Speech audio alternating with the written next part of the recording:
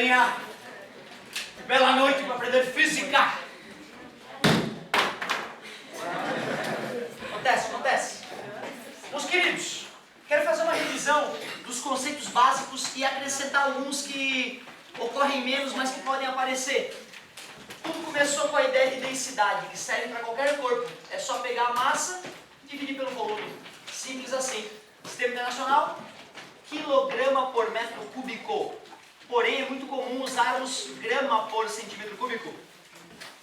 Massa específica, vamos usar a letra grega mi para representar, também é massa sobre volume, porém é para um corpo maciço. De preferência feito de um único material. Assim nós teríamos a massa específica da substância que compõe o corpo. Mas eu não comentei com vocês densidade relativa, né? Esta é chamada densidade absoluta. Densidade relativa, densidade do corpo 1 em relação ao corpo 2, nada mais é que a densidade do corpo 1 dividido pela densidade do corpo 2. Simples assim. Densidade relativa, um detalhezinho a mais. Se massa específica é massa dividido pelo volume, então deve ter uma grandeza que se chama peso específico. Também coisa que eu não falei na aula passada. Vamos representar essa grandeza por ρ. Se massa específica é massa sobre volume, peso específico é peso sobre volume. Como o peso é m vezes g, eu poderia escrever m vezes g sobre v. E como m sobre v é a massa específica, nós perceberíamos que a relação entre massa específica e peso específico é exatamente a mesma relação entre peso e massa. M vezes G. Esse detalhezinho, né? Às vezes aparece, o cara não comentou, eu ia me sentir muito mal. Então, hidrostática, revisamos densidade, revisamos massa específica.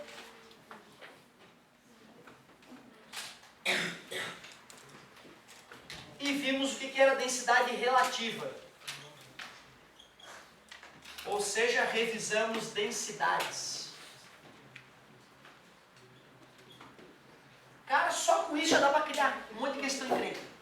Tem uma questão que eu gosto muito de botar na minha prova de ensino médio, que a gente começa a saber hidrostática, onde eu faço umas pegadinhas lá que a galera sofre bastante para sair. Tipo assim, eu misturo 20% em volume de um corpo de densidade 2 gramas por centímetro cúbico, com 80% em volume com um corpo que tem 4 gramas por centímetro cúbico de densidade. Calcule a densidade resultante. Eu falei em volume, né? Se eu troco 20% em volume e 80% em volume para 20% em massa e 80% em massa, já muda tudo. A maneira, né, de equacionar. Então isso é uma coisa que vale a pena a gente, de repente, no final da aula, mostrar como é que a gente sairia de um probleminha desse. Mas vamos continuar um pouquinho mais, para a gente não deixar a aula muito enfadonha com os números. Vimos uma ideia muito importante, a ideia de pressão. Pressão é uma ideia que ilude muito a pessoa que não é iniciada na física. Pressão é força sobre área. Esta ideia é uma ideia importante. Cuidado, aquela força ali é qualquer força? Não, né? É uma força que deve ser perpendicular ou normal. Força normal à área. Força normal. Se não tiver normal, decompõe. Fizemos um exemplo, eu acho, né? De que tinha que decompor a força numa posição bem ingrata. Unidade de pressão. Newton por metro quadrado, que nós chamamos de Pascal. Grande gênio físico, matemático, filósofo. Pascal. Blaise Pascal. Ô galerinha, com essas ideias eu te mostrei que se eu tenho um recipiente cheio de um certo líquido, geralmente água, mas pode ter qualquer densidade, qualquer massa específica para ficar mais legal, está coberto com esse líquido até o topo e ele tem uma altura H. Te mostrei, né? E lembrei que nós, quando mergulhamos no recipiente, quanto mais profundo vamos, maior a pressão, né, que nós sentimos. Te mostrei que essa pressão, na verdade, é o peso do líquido distribuído na área do recipiente. Peso M vezes G. Não costumamos trabalhar com massa de líquidos. Está dividindo, passa multiplicando. Vou trocar a massa por μ vezes V. E a matemática nos ensinou que que para calcular o volume de um cilindro, como é que eu faço? Volume desse cilindro é a área da base vezes a altura. Matemática básica.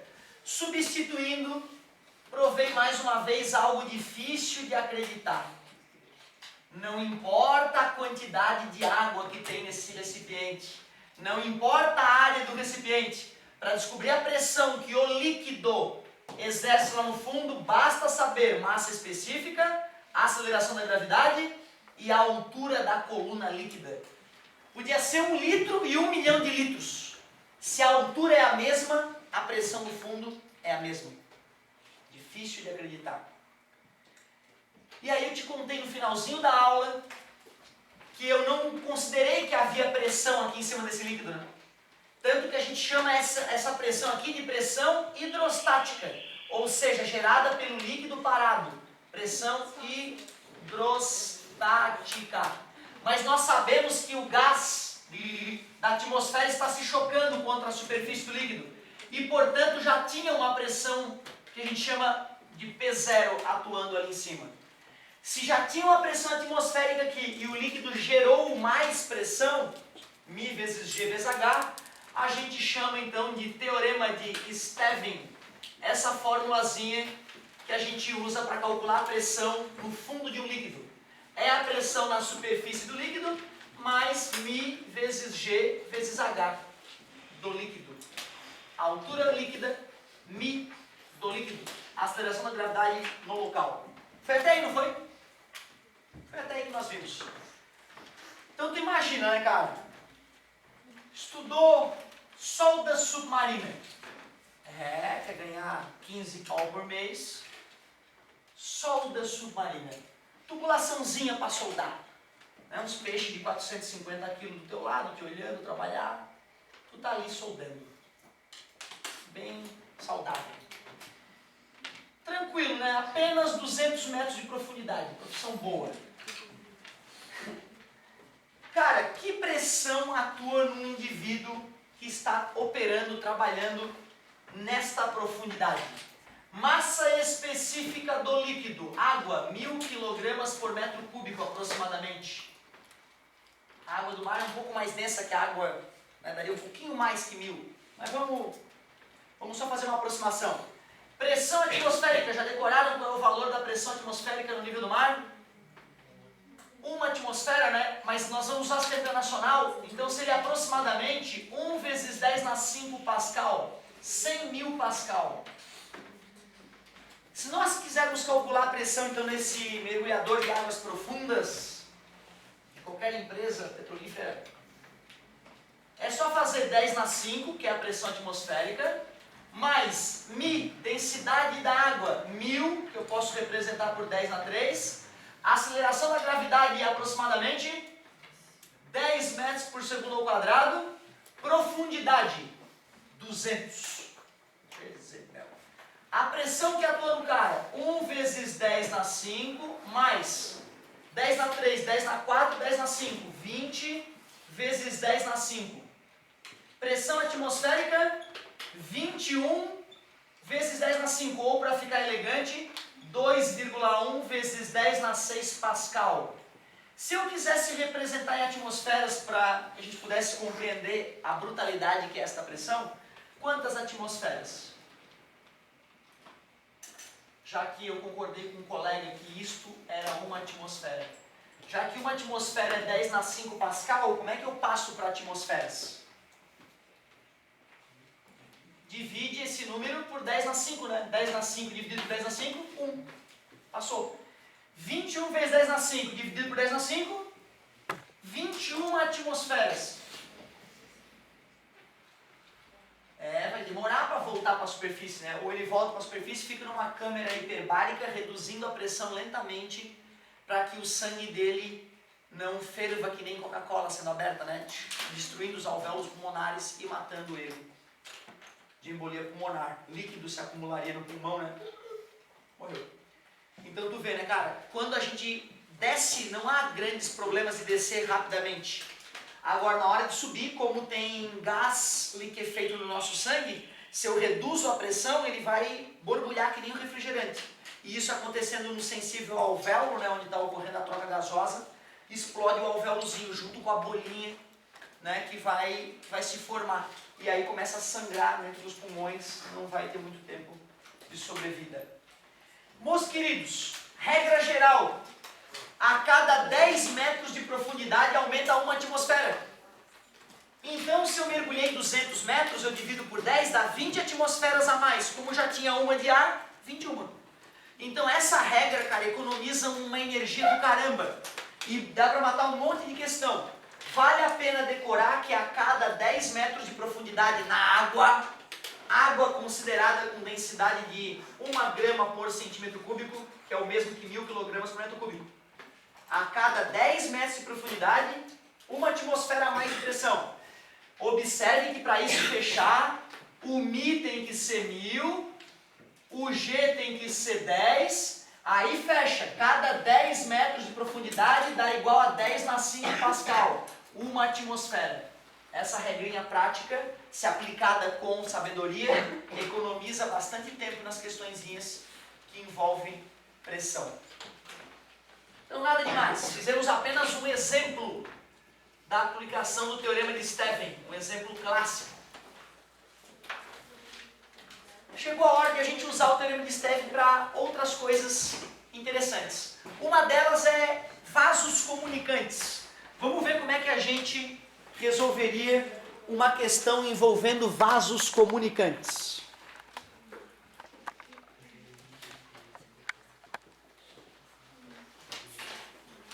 Que história é essa de vasos comunicantes? Na verdade é pegar 2 tubinhos conectados. Só o nome que é estranho, vasos comunicantes.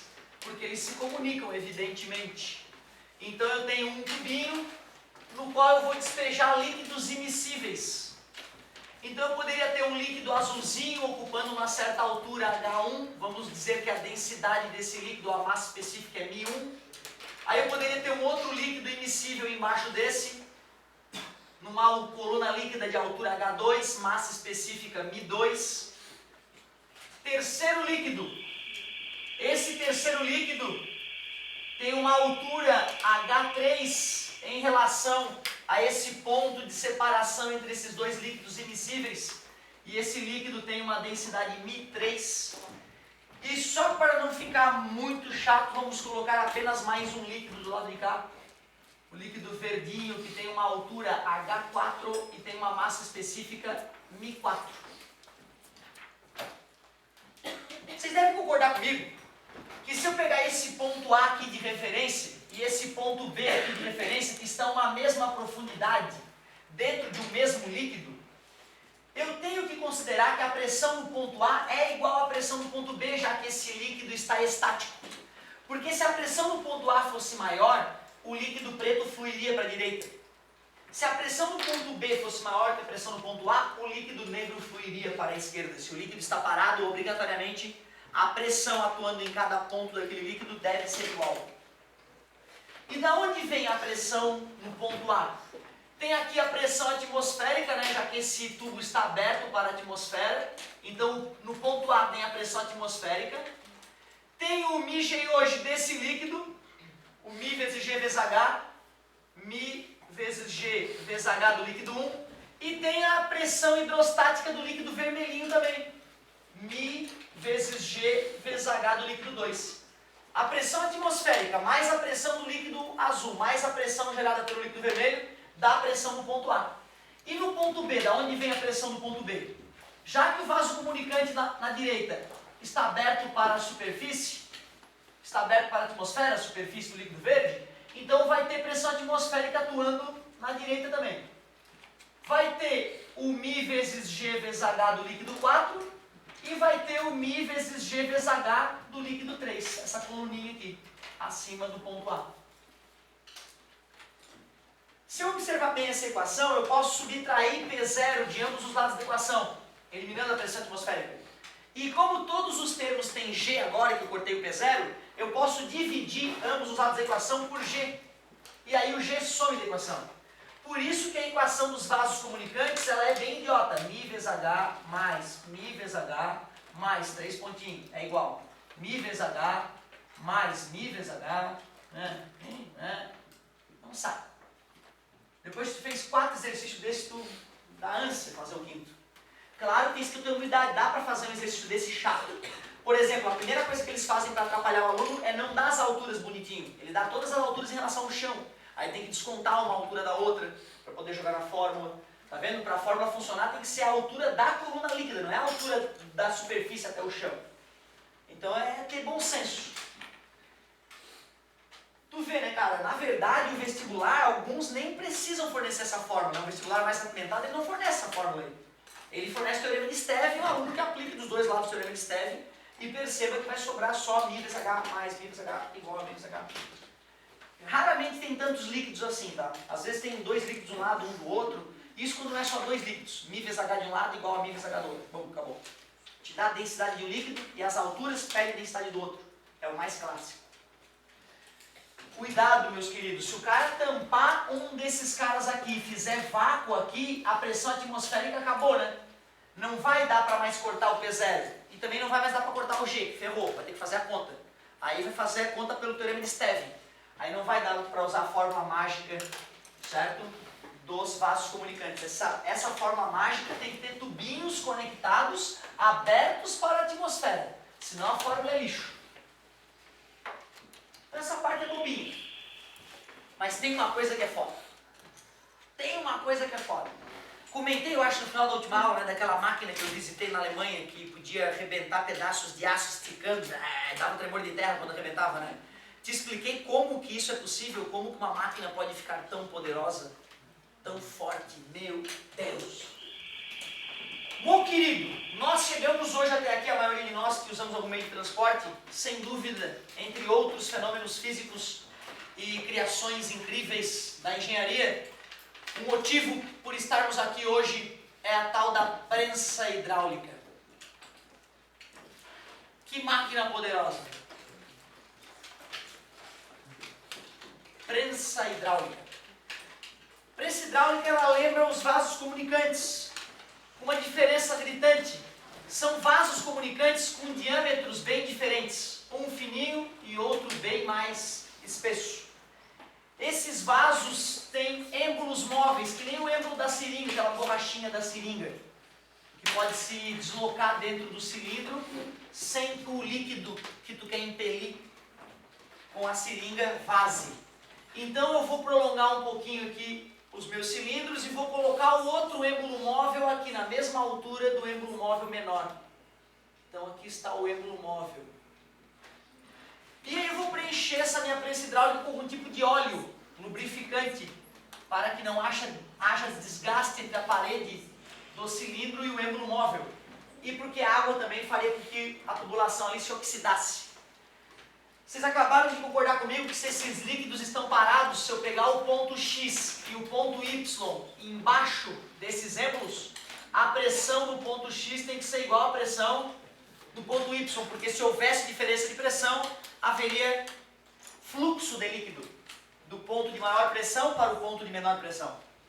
Se está paradinho, hidrostática, Px igual a Py. E o que é pressão? Pressão, revisada lá no começo da aula, é força sobre área.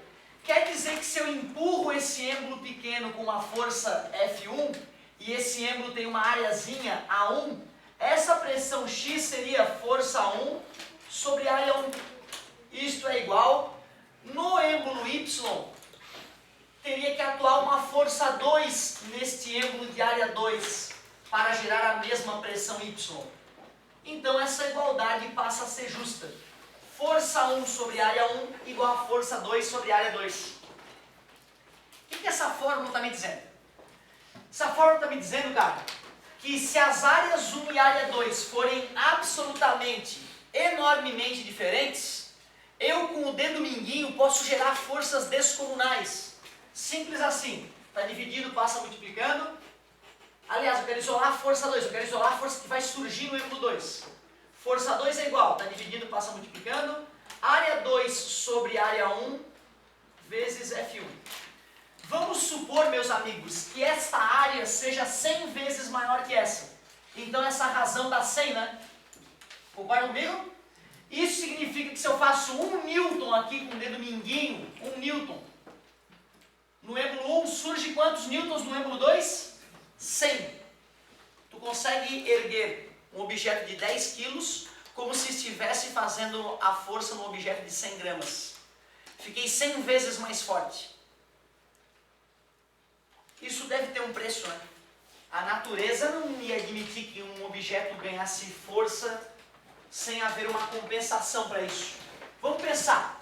Se esse êmbulo A1, esse êmbulo de área A1, descer uma certa distância H1, que volume de líquido foi empurrado para baixo? Acabamos de ver que o volume de um cilindro é a área da base vezes a altura. Tu aceita que quando eu desço esse êmbulo pretinho para baixo, eu estou empurrando uma região que era ocupada por um líquido, uma região cilíndrica, cujo volume é área da base vezes a altura. Se eu empurrei um certo volume V1 de líquido nesse cano, quanto de líquido veio a mais para esse cano? O mesmo volume, né? Quer dizer que quando esse êmbulo 2 subir, este volume V2, que vai ser área 2 vezes a altura 2, que é o quanto o êmbulo subiu, H2, esses volumes devem ser iguais. O volume deslocado nesse êmbulo, por esse êmbulo, flui pelo cano e vem parar nesse cano aqui. Se esses volumes são iguais, área 1 vezes a altura 1 é igual a área 2 vezes a altura 2. Então, peraí, eu fiz uma força de 1 newton e gerei 100 newtons. Porém, se eu abaixo aqui 100 metros, lá só vai subir 1 metro. Concorda comigo? A altura 2, H2, seria área 1 sobre área 2 vezes a altura 1. A área 2 eu não disse que era 100 vezes maior que a área 1? Então essa razão é 1 sobre 100. 100 dividido por 100 dá 1.